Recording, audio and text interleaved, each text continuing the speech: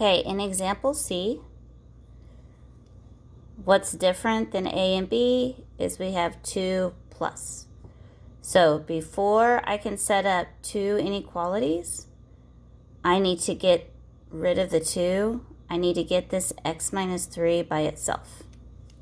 So I'm going to subtract the 2 over.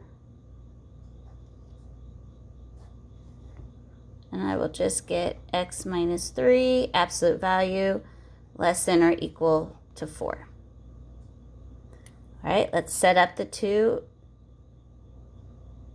Well, actually, we're going to do this one a little bit different. We're not going to set up two separate inequalities.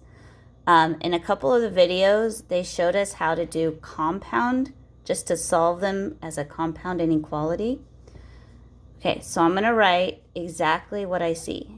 X minus 3 less than or equal to 4. That's the positive.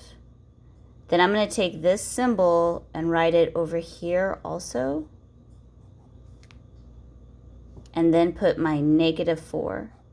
And that way, if you watch the YouTube, you can see what they're doing. I'm going to solve this one as if this wasn't here. I'm just going to add the 3. But then I can also solve it as if this wasn't here. And see how I still need to add the 3 to both sides?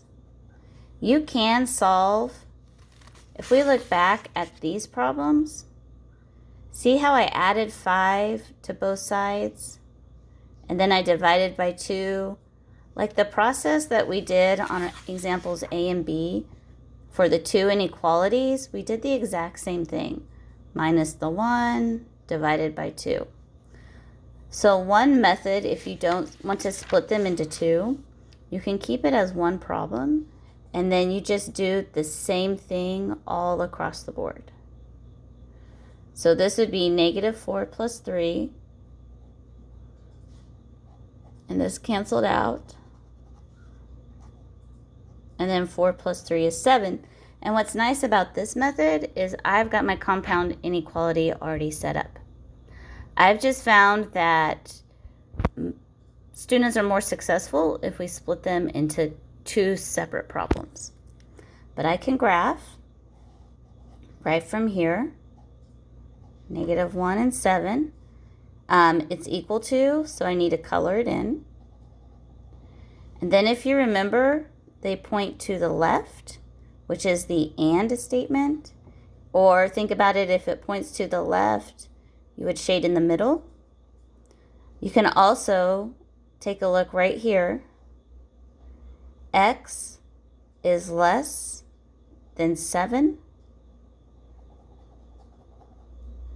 X, this is the greater than sign. X is bigger. Or you could say negative 1 is less than X. This one's bounded by negative 1 and 7. So that's just an alternate way to solve if you want to.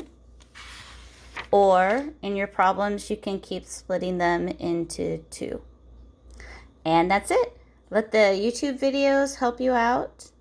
And I'll answer any questions you have on Thursday.